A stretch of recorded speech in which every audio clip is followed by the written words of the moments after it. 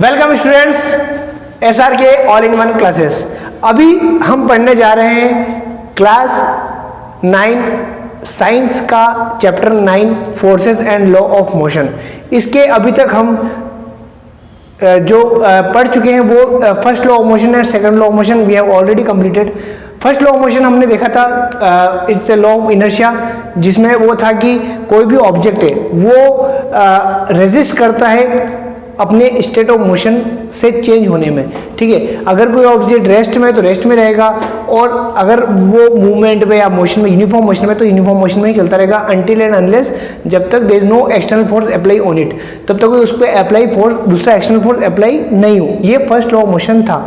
और इससे हमने फर्स्ट लॉ ऑफ मोशन से क्या निकाला? हमने निकाला एक कोई ना कोई फोर्स तो लगता है, कोई ना कोई फोर्स लगता है जिसे हम जिसकी वजह से उसमें चेंजेस आते हैं। किस में चेंज आते हैं? उसकी स्टेट ऑफ मोशन में चेंज आता है। ठीक है, अब फोर्स तो लगता है, ये हमें पता लगा फर्स्ट लॉ ऑफ मोशन से। सेकंड लॉ ऑफ मोशन से क्या पता लगा? सेकंड लॉ ऑफ मोशन से हमें पता लगा कि जो force first law of motion में जिसकी वजह से चेंज आया, वो फोर्स हम डिटरमाइन कैसे करते हैं, उसको निकालते कैसे, how to determine the force, exact force. उसके फॉर्मूले को हमने डिराइव किया, मोमेंटम में चेंजेस आया जिससे फोर्स निकाल सकते हैं, या फिर अगर उसमें कोई एक्सेलरेशन उसने लिया उस फोर्स की वजह से, तो उस मास इंटू एक्सेलरेशन उससे फोर्स आ गया। तो ये दो हम पढ़ चुके हैं। अब थर्ड आज हम पढ़ेंगे थर्ड लॉ ऑफ कंजर्वेशन। ठीक है, न्यूटन का जो थर्ड लॉ क्या है, वो है एक्शन एंड रिएक्शन। अगर किसी भी ऑब्जेक्ट के ऊपर मैं कुछ एक्शन करता हूं तो वो ऑब्जेक्ट भी मेरे ऊपर रिएक्शन करेगा, या कोई ऑब्जेक्ट किसी एक ऑब्जेक्ट के ऊपर एक्शन करता है तो दूसरा ऑब्जेक्ट है वो फर्स्ट ऑब्जेक्ट के ऊपर आप रिएक्ट करेगा। तो ये है एक्शन रिएक्शन लॉ। आइए इसको आप समझते हैं। तो हम पढ़ने जा रहे हैं यहाँ पर थर्ड लॉ ऑफ मोशन। हमारा है third law of motion. Okay, third law of motion अभी क्या है? थर्ड लॉ ऑफ मोशन कहता है, ये न्यूटन ने क्या कहा इसमें, इसने थर्ड लॉ ऑफ मोशन में कहा गया to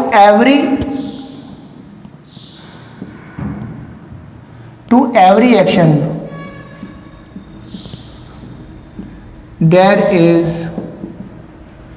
there is an equal reaction.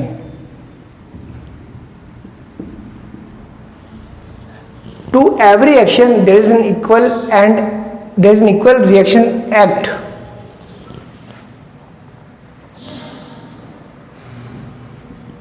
on opposite side.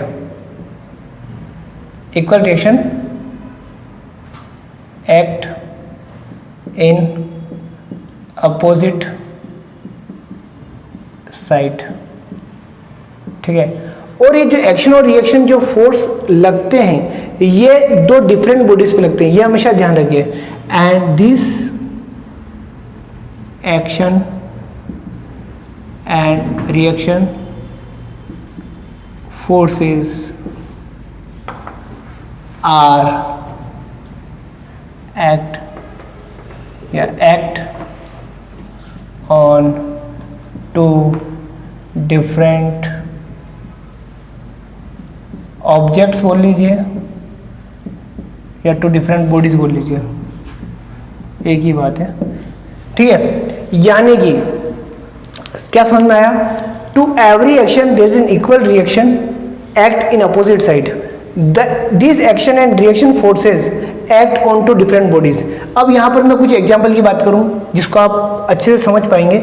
Example, मान लो सपोज ये मेरी कोई एक नदी है, रिवर है।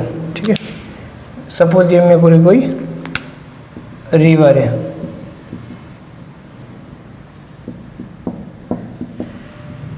अब इस रिवर में मेरी चल रही है एक बोट। क्या चल रही है? एक बोट चल रही है। ठीक है, इस रिवर में मेरी एक ये बोट है। अब इस बोट में मैं बैठा हूं और इस बोट के यहां पर एक किनारा है, दिस इज सरफेस। ओके, ये सरफेस है और ये मेरी रिवर ये यहाँ पर है, ये रिवर कंटिन्यूस है। अब उस बोट को मैं वहाँ से लेके किनारे पे आ गया, इस बोट के अंदर मैं बैठा हूँ। अब इस बोर्ड से मुझे कहाँ जाना है, इस सरफेस पे जाना है सपोज। तो मैं खड़ा होता हूँ और मैं जंप करता हूँ, कहाँ से, इस बोर्ड से इस सरफेस के ऊपर, यहाँ से जंप मैं इधर करता हूँ। तो मैंने क्या किया, एक्शन किया। एक्शन, मेरा एक्शन क्या रहा कि मैंने इस बोर्ड से इस सरफेस के ऊपर जंप किया, ठीक है। तो क्या होगा, रिएक्शन क्या होगी, एक्शन क्या है इसमें, जंप, ठीक है, ये जंप, और रिएक्शन क्या है।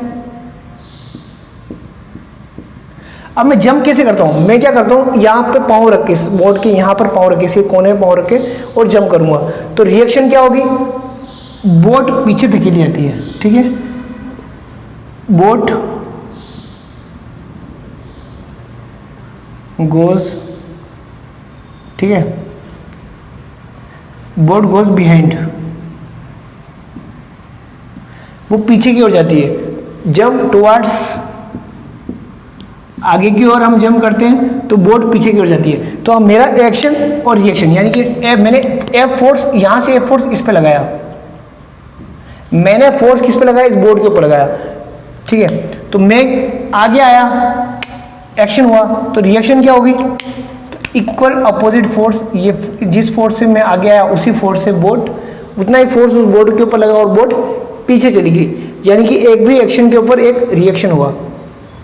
आइए कुछ एक एग्जाम्पल समझते हैं। देखिए एक और एग्जाम्पल समझते हैं। यहाँ पर मान लीजिए कोई एक बंदूक है, गन है, suppose there is a gun,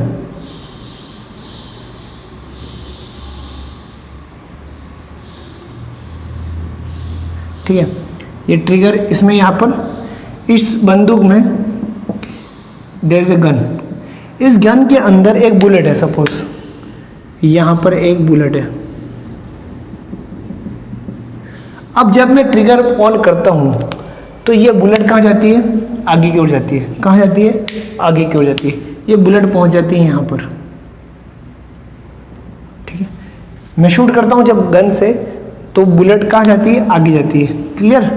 अब जब बुलेट आगे जाती है तो क्या होगा, बुलेट आगे जाएगी तो मेरा एक्शन क्या हुआ, मेरा एक्शन है कि बुलेट को आगे भेजा मैंने, ये हुआ मेरा action, that is my action. और इस फोर्स लगाया मैंने, किस फोर्स से भेजूंगा। और रिएक्शन क्या हुआ, जब हम कभी गन चलाते हैं, बुलेट उसमें से निकलती है तो बंदूक भी पीछे जाती है, तो हमारे कंधे पर हमारा जर्क आता है उसका, तो ये गन जो होगी ये पीछे जाएगी, ये होगा रिएक्शन, इट्स ए रिएक्शन। आप कोई भी चीज़ देख लीजिए, अगर आप कोई ऑब्जेक्ट दूसरे ऑब्जेक्ट के ऊपर एक्शन फोर्स लगा रहा है तो दूसरा ऑब्जेक्ट, ठीक है, उस पहले ऑब्जेक्ट के ऊपर रिएक्ट करता है और उसको वो भी उतना ही फोर्स उसके ऊपर लगाता है, ठीक है। तो ये हम बोल सकते हैं। और ये दोनों जो एक्शन रिएक्शन है, दोनों दो अलग अलग ऑब्जेक्ट के ऊपर होना चाहिए। अब यहाँ दो अलग अलग ऑब्जेक्ट कौन सा है, एक तो बोट हो गया और एक मैं खुद हो गया, जी, या जो जंप कर रहा बंदा वो। यहाँ पर दो अलग अलग ऑब्जेक्ट कौन से हो गए, एक तो बुलेट हो गई और दूसरा ऑब्जेक्ट क्या हो गया, मेरा गन हो गई, ठीक है। ऐसे कोई सा भी एग्जाम्पल, मतलब बहुत सारे एग्जाम्पल हम ले सकते हैं। अगर कोई एक्शन होता है तो उसके अपोजिट कोई भी रिएक्शन होती है, ठीक है। तो इस प्रकार ये हमारा third law of motion Newton ने दिया है।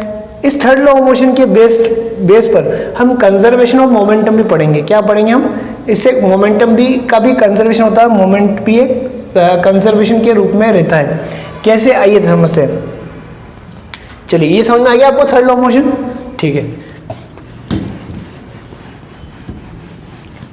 अच्छा, थर्ड लॉ ऑफ मोशन में कुछ लोग मेरे कुछ स्टूडेंट्स हैं, वो कुछ बोलते हैं कि सर आप एक काम करिए, जैसे कोई सपोज घोड़ा गाड़ी है, मैं कहता हूँ हाँ ठीक है, फिर क्या, वो घोड़ा गाड़ी है तो सर घोड़ा जो है वो घोड़ा किसको खींच रहा है, पीछे गाड़ी को खींच रहा है, तो गाड़ी भी घोड़े को उतनी फोर्स से खींचनी चाहिए, तो घोड़ा तो हिलना ही नहीं चाहिए।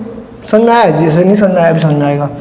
कुछ लोग मेरे से क्वेश्चन करते हैं, क्या आप इसका आंसर दे सकते हो, जैसे घोड़ा है सपोज, ठीक है, जैसे ये सपोज हॉर्स है, मान लीजिए कोई हॉर्स है ये, ठीक है, अब मैं से डायग्राम नहीं बना पा रहा हूँ, मान लीजिए हॉर्स है ये खड़ा है, इससे साथ में एक ये कार्ट खड़ी हुई है। अब ये हॉर्स जो है ये इसके पाँव हो गए, ठीक है, 4 पाँव होते हैं इसके, ठीक है, समझ लीजिए हॉर्स है। अब ये घोड़ा क्या कर रहा है, अब ये घोड़ा और ये कार्ट, घोड़ा से बंधा हुआ, इसको बोलते हैं घोड़ा गाड़ी। क्या है ये? घोड़ा गाड़ी, ठीक है। अब ये हॉर्स क्या कर रहा है, इस कार्ट को पुल कर रहा है, ठीक है। ये आपसे क्वेश्चन पूछता हूँ मैं, same third law of motion में, इसको पुश कर रहा है, ये फोर्स इधर लगा रहा है, किसको फोर्स लगा रहा है? ये कार्ट को, ठीक है।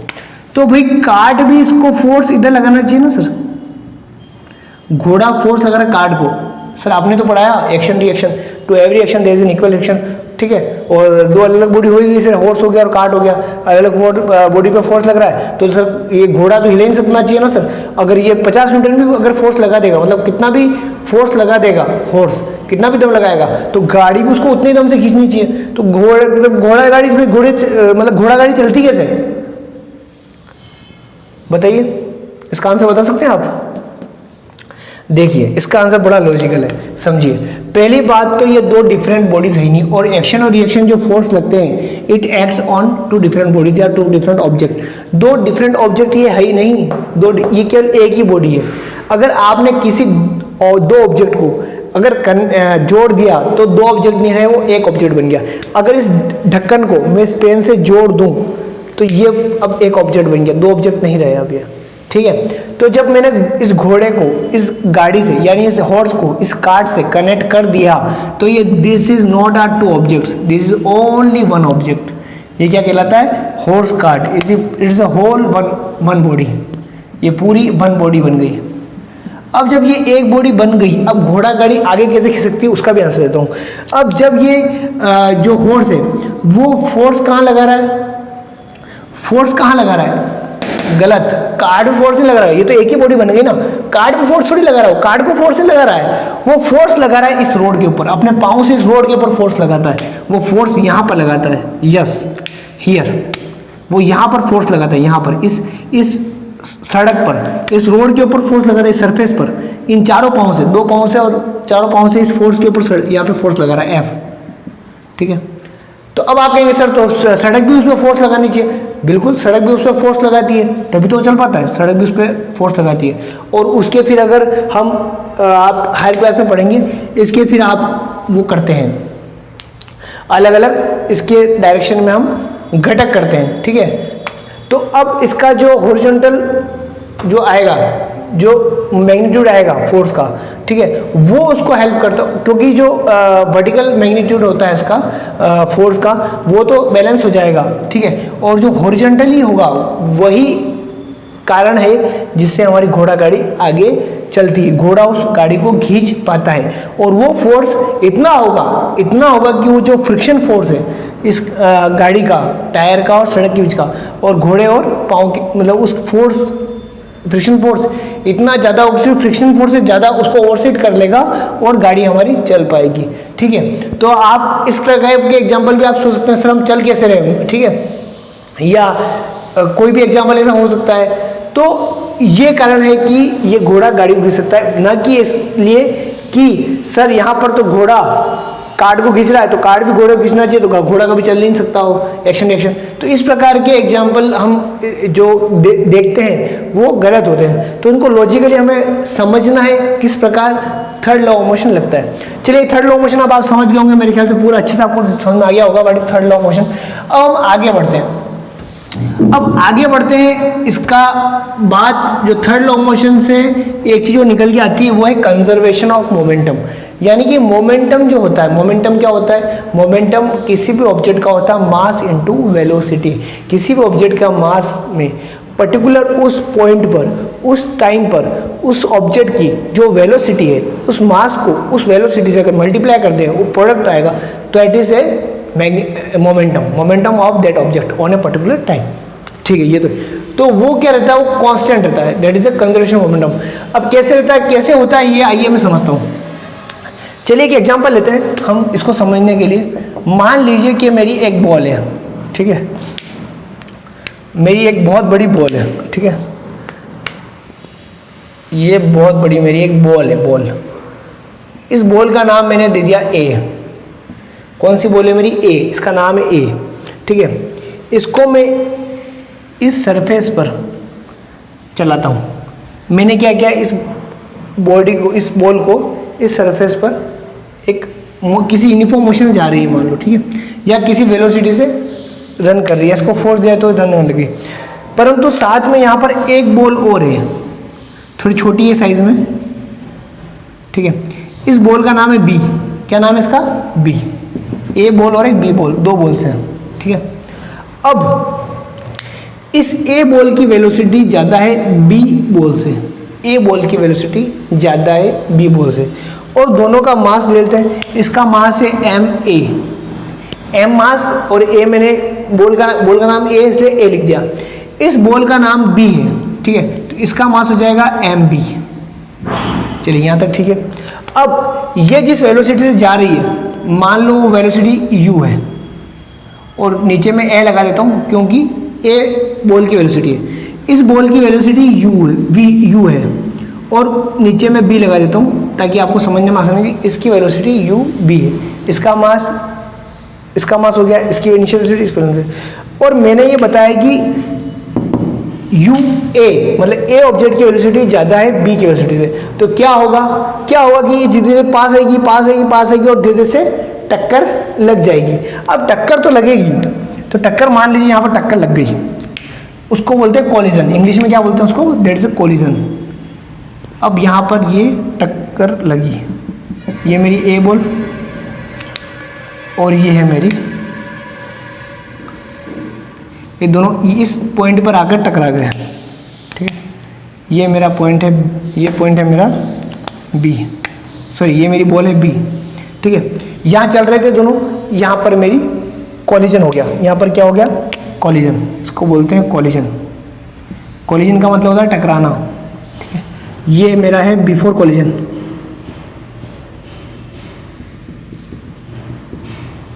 समझ में आया? Before collision then collision. अब कॉलिजन के बाद क्या होगा? कॉलिजन के बाद या तो ये बॉल इसको स्पीड दे देगी और तेज स्पीड से दौड़ेगी, ठीक है, या ये रुक जाएगी, वो दौड़ेगी केवल, ए रुक जाएगी, केवल बी आगे जाएगी, या बी भी आगे जाएगी, ए भी आगे जाएगी, दोनों की स्पीड चेंज हो जाएगी, स्पीड में चेंजेस आ जाएंगे, ठीक है। चलिए इसको समझते हैं। मान लीजिए टक्कर लगने के बाद कुछ ऐसी सिचुएशन बनती है, ए बॉल रह गई यहाँ और बी निकल गई आगे, बी हो गई यहाँ पर, ठीक है। ये बिफोर कॉलिजन, ये टक्कर लगी और टक्कर के बाद ये बी बॉल, अब इसकी वेलोसिटी हो गई v और इसकी भी वेलोसिटी हो गई v, दोनों की वेलोसिटी मेरी v हो गई। अब नीचे में a लगा देता हूँ अगर ये a ऑब्जेक्ट है, और मैं इसके नीचे b लगा देता हूँ b। मास में कुछ चेंज नहीं आएगा, मास तो जो a का था वो मास यहाँ पर भी a का उतना ही रहेगा, उतना रहेगा। यहाँ 5 किलो था तो ये भी 5 किलो, यहाँ भी 5 किलो, 5 से 4 किलो तो नहीं होगा। यहाँ पे अगर बी बॉल का जो मास था, मास मतलब मान लो 3 किलो है तो 3 kg यहाँ पर भी होगा, 3 किलोग्राम यहाँ पर भी होगा, उसमें कुछ चेंज नहीं आएगा। चलो यहाँ तक तो हो गया। तो ये पोजिशन मेरी आई है, कौन सी? ये वाली जो पोजिशन है इसको मैं बोलूँगा आफ्टर कोलिजन। आफ्टर कोलिजन टक्कर लगने के बाद मेरी पोजीशन ये हो जाती है। चलिए अब क्या कहना चाह रहा हूँ मैं? अब मैं कहना चाह रहा हूँ कि सर जो थर्ड लॉ ऑफ मोशन, हम क्या पढ़ रहे हैं? Third law of motion Newton का। न्यूटन साहब ने क्या बोला? उन्होंने ये बोला कि every action there is an equal reaction act on the opposite side. मतलब एक्शन कहाँ हुआ? एक्शन हुआ यहाँ पर। एक्शन कहाँ हुआ? यहाँ पर टक्कर लगी, यहाँ पर एक्शन हुआ, और दो अलग अलग बॉडीज है ए और बी, आपस में सेम बॉडी नहीं है, इस पर टक्कर लगी, यानी कि यहाँ पर आना चाहिए रिएक्शन आफ्टर कोलिजन। अब क्या रिएक्शन होता है, क्या एक्शन होता है? मान लो सपोज यहाँ पर एक्शन आया, इस ऑब्जेक्ट ने, ए ऑब्जेक्ट ने बी पर, यहाँ पर ले लेता हूँ मैं, इसने इस पर फोर्स लगाया एफ फोर्स लगाया। अब ए भी लिख देता हूँ क्योंकि ए ने बी के ऊपर फोर्स लगाया, ठीक है। सिमिलरली बी ने भी ए के ऊपर फोर्स लगाया होगा, रिएक्शन फोर्स। बी ने ए के ऊपर फोर्स लगाया होगा, एफ बी का मतलब ए ने बी के ऊपर फोर्स लगाया, और एफ बी ए का मतलब बी ने ए के ऊपर फोर्स लगाया। क्यों? क्योंकि हमारा थर्ड लॉ ऑफ मोशन ऐसे ही बोलता है, दो अलग अलग बॉडीज है और एक every action there is an equal reaction. चलिए सर, यहाँ तक तो समझ में आया, बिल्कुल यहाँ तक बिल्कुल ठीक है। अब तो इसको हम लिख लेते हैं। चलिए, तो एफ ए बी मतलब ए बॉल ने बी बॉल पर जो फोर्स लगाया वो किसके इक्वल होगा, ये दोनों आपस में बराबर होंगे एफ बी ए पर डायरेक्शन अलग अलग होगी, in opposite direction, opposite side, यानी कि ये माइनस में लिख दूँ मैं यहाँ पे भाई, अपोजिट डायरेक्शन में ना, इसके डायरेक्शन ऐसे, इसके डायरेक्शन में, यहाँ तक कोई दिक्कत है? कोई दिक्कत नहीं सर। चलिए यहाँ तक समझ में आ गया। अब आगे, अब second law of motion. Second law of motion क्या हमने डिराइव किया था, किसी भी ऑब्जेक्ट के ऊपर अगर फोर्स लगता है तो उस ऑब्जेक्ट के ऊपर एक्सेलरेशन जनरेट होता है, और एक्सेलरेशन जो होता है, एक्सेलरेशन जनरेट होगा, उस एक्सेलरेशन और मास के मल्टीप्लिकेशन को ही हम वो फोर्स कहते हैं, ठीक है। अब ए ने बी के ऊपर फोर्स लगाया, ठीक है, उससे क्या हुआ, अब इसमें कुछ एक्सेलरेशन जनरेट हुआ, ठीक है, तो बी ए के ऊपर फोर्स लगा रहा है, ठीक है। अब ए ने बी के ऊपर फोर्स लगाया, मतलब बी में चेंजेस आएगा, बी को एक्सेलरेशन मिलेगा, ठीक है। चलिए, बी को एक्सेलरेशन मिलेगा, और यहाँ भी वेलोसिटी देखिए यू यही थी, मान लो फ्रिक्शन फोर्स को मैं अगर नेग्लिजिबल मान लूँ तो यहाँ भी वेलोसिटी मेरी यू ही थी, और यहाँ पे जाके वी हो गई, ठीक है। तो मेरा जो फोर्स लगा किसके ऊपर लगा, ए से बी के ऊपर, मतलब ए ने बी के ऊपर लगाया, ठीक है, तो एक्सेलरेशन किसका चेंज होगा, बी का, ठीक है। तो बी का चेंज हुआ, ठीक है, तो बी का चेंज हुआ मतलब मास किसका होगा, बी का, ठीक है, मतलब एम बी। फोर्स क्या होता है, मास इंटू एक्सेलरेशन, हम जानते हैं F is equal to M A, ठीक है। अब बी बॉल पे चेंजेस आया, अब एक्सेलरेशन मान लो मैं ए बी ले लेता हूँ, बी का एक्सेलरेशन, ठीक है, इज इक्वल टू माइनस, ठीक है। अब बी से ए पर लगा फोर्स, तो ए में एक्सेलरेशन में आया, तो ए का जो मास था, एक्सेलरेशन इसके कैपिटल ए करता हूँ, और इसके एक्सेलरेशन में ये चेंज आया, यहाँ तक ठीक है। मैंने क्या किया, फॉर्मूला लगा दिया, B M B A B और एम ए एम ए, ठीक है, F is equal to M A होता है। चलिए यहाँ तक तो ठीक है। अब एक्सेलरेशन का जो आप याद कीजिए, हमने जो प्रीवियस चैप्टर पढ़ा था उसमें what is the definition of acceleration, acceleration is the rate of change of velocity with time, ठीक है, rate of change of velocity with time.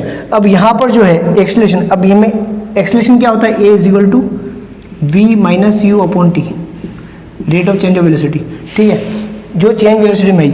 अब एम बी है, अब ए में क्या चेंज आया, बी में, बी बॉल में क्या चेंज आया, बी की पहले वेलोसिटी कितनी थी, यू थी, बाद में कितनी हो गई, वी भी हो गई, ठीक है। और टाइम मान लो इस टकराने के बाद यहाँ पर टक्कर लगी, यहाँ से यहाँ तक टी टाइम लगता है, कितना, टी सेकंड लगता है, वी वेलोसिटी होने से यू वेलोसिटी में टी टाइम लगता है, सपोज ये हम लिख लेंगे। तो वी बी तो कितना हो जाएगा, इसको मैं लिख सकता हूँ, V B minus U B upon T, जो सुपर फिक्स है मेरा बी, इसका मतलब बी बॉल पे लग रहा है मेरा, बी बॉल की वेलोसिटी पहले वी थी, बी बॉल की वेलोसिटी पहले यू थी, बाद में वी हो गई, तो V B minus U B upon T. Similarly इधर भी हो जाएगा, एम ए लिखा मैंने, इसको मैं लिखता हूँ we A minus U A upon T. कोई दिक्कत, बिल्कुल दिक्कत नहीं है साहब, यहाँ तक तो बिल्कुल समझ में आ गया हमको। चलिए, अब चलिए यहाँ तक समझ में आ गया, अब आगे भी समझ में आ जाएगा। अब मैं उसको ऊपर लेता हूँ, ठीक है, ये मैं रफ कर देता हूँ।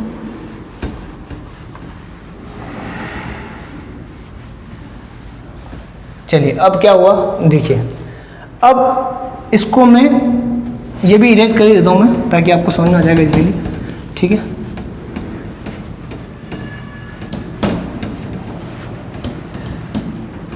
चलिए,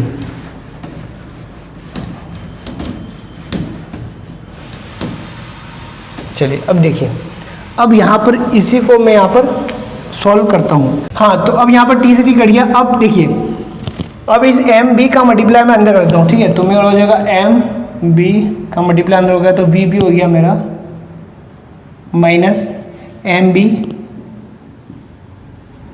you B is equal to, अब इसका मल्टीप्लाई अंदर होता है तो minus M A V A, minus का मल्टीप्लाई माइनस होगा तो प्लस हो जाएगा, plus M A U A, यहाँ तक ठीक है, ठीक है। अब मैं करता हूँ जो यू वाले हैं, यू वाले को इधर ले आता हूँ, और इधर जो वी है वो इधर ले आता हूँ, ठीक है। चलिए, मतलब ये जो मेरी टर्म है, ये टर्म, इस टर्म को मैं इधर ले आऊँगा और ये जो टर्म है इस टर्म को मैं इज इक्वल टू के उधर ले आऊँगा, ठीक है। अब उसको इधर आएगी, मान लो वो इधर आएगी तो क्या हो जाएगा, वो माइनस प्लस में है तो माइनस एम ए यू ए, ये हो गई। और ये उधर गई तो ये तो उधर चली जाएगी, ये बची minus M B you b. चलिए, minus M A V a, उधर से ये टर्म आई, माइनस प्लस में था तो माइनस में हो जाएगा minus M B V B. इसमें और इसमें माइनस कॉमन निकाल लेते हैं, माइनस कॉमन निकाला, अंदर क्या बचा, M A U A plus M B you B, इसमें से माइनस कॉमन निकाला, M A V A plus M B V B.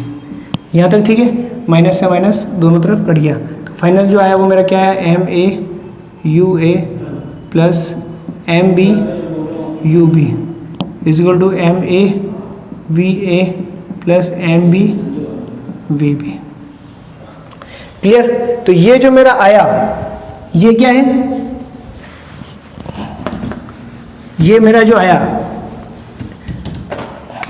Answer, it is called law of conservation of momentum. कैसे, देखिए ये क्या है, एम ए यू ए, टक्कर लगने से पहले का मोमेंटम ए बॉल का, ठीक है, ए बॉल थी और ए बी थी, ए और बी।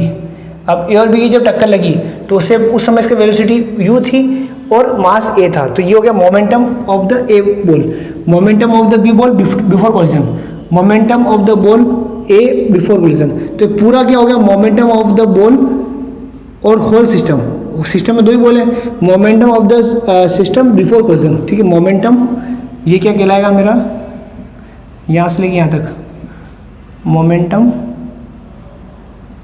Before collision, momentum. अब ये जो है ये क्या है मेरा, मोमेंटम आफ्टर कोलिजन, क्योंकि वी वेलोसिटी दोनों की बाद में हो गई टक्कर लगने के बाद, तो मोमेंटम जो हुआ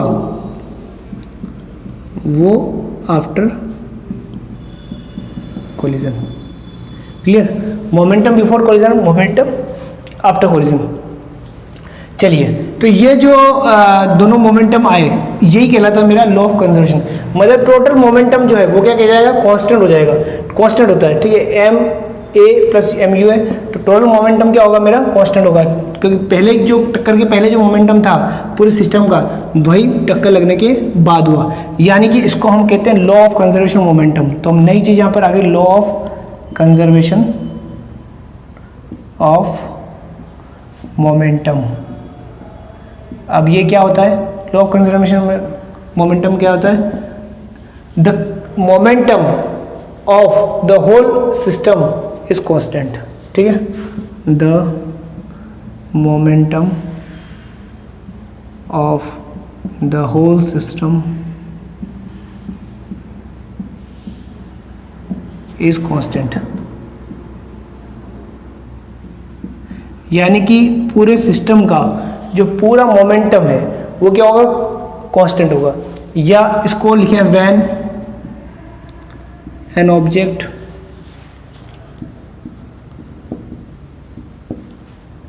कोलाइड मतलब टक्कर लगना, when an object collide to another object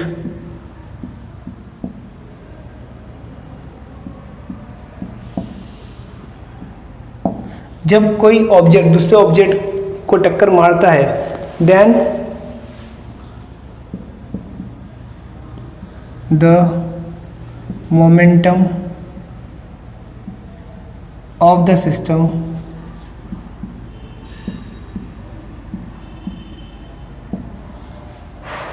या the momentum of both the object, system की जगह लिखते हैं the momentum of both the object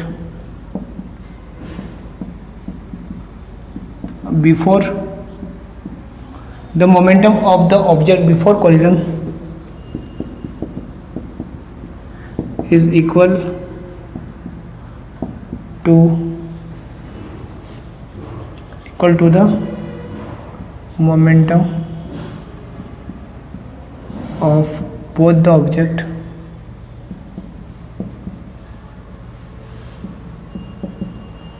after collision मतलब टक्कर के पहले का मोमेंटम दोनों ऑब्जेक्ट का और टक्कर के बाद का मोमेंटम दोनों ऑब्जेक्ट का क्या हो जाएंगे, इक्वल हो जाएंगे। इसी को क्या कहते हैं, law of conservation of momentum. मतलब मोमेंटम, टोटल मोमेंटम हमेशा कि दोनों ऑब्जेक्ट का क्या रहता है, कांस्टेंट रहता है। यही हमारा law of conservation of momentum है। अब इसमें जो क्वेश्चंस आते हैं एग्जांपल में, जो न्यूमेरिकल्स आते हैं वो इस प्रकार आते हैं। यहाँ पर देखिए 6 क्वांटिटीज़ हैं, ठीक है। कोई भी 2 ऑब्जेक्ट दे दिया जाएगा ए और बी, ठीक है, ए और बी एक्स वाई जेड जो भी है एक्स वाई, तो वो दोनों के बीच में आपस में टक्कर होगी। 2 पर्सन होंगे, 2 बॉडीज होगी या 2 ऑब्जेक्ट होंगे, वो आपस में टकराएंगे। उन दोनों ऑब्जेक्ट का क्या दे दिया जाएगा, मास दे दिया जाएगा। मतलब एम ए और एम ई बी आपको दे दिया जाएगा। ये आपको गिवन है, ये आपको दे दिया जाएगा, ठीक है। उसके बाद क्या होगा, उसके बाद आपको बोला जाएगा कि दोनों ऑब्जेक्ट का इनिशियल वेलोसिटी दी जाएगी, यू ए और यू बी, ये भी आपको दे दिया जाएगा कि अभी दोनों या तो कोई एक ऑब्जेक्ट रेस्ट में होगा या दोनों की वेलोसिटी ये होगी, ठीक है। उसके बाद इन दोनों में से वी ए और वी बी में से टक्कर लगने के बाद किसी एक ऑब्जेक्ट की वेलोसिटी आपको दी होगी, दूसरे की निकालनी होगी, ठीक है। इस प्रकार के क्वेश्चन आते हैं, तो निकालनी होगी तो हमको ये फॉर्मूला अप्लाई करना है। इस फॉर्मूले में जिसकी जो वैल्यू पुटअप करनी है और आंसर हमारा आ जाएगा। इसमें अगर एक चीज़ ध्यान रखनी है, वो है साइन का, सिंबल का। अगर कोई ऑब्जेक्ट अपोजिट डायरेक्शन में आ रहा है तो उसका साइन हमें नेगेटिव रखना है। तो ये इस प्रकार ये हमारा चैप्टर यहाँ पर कंप्लीट होता है। हमने पढ़ा फोर्स, देन हमने पढ़ा तीनों लॉ ऑफ मोशन 1 बाय 1। अब आगे के लेक्चर में हम इसके न्यूमेरिकल्स देखेंगे। Thank you.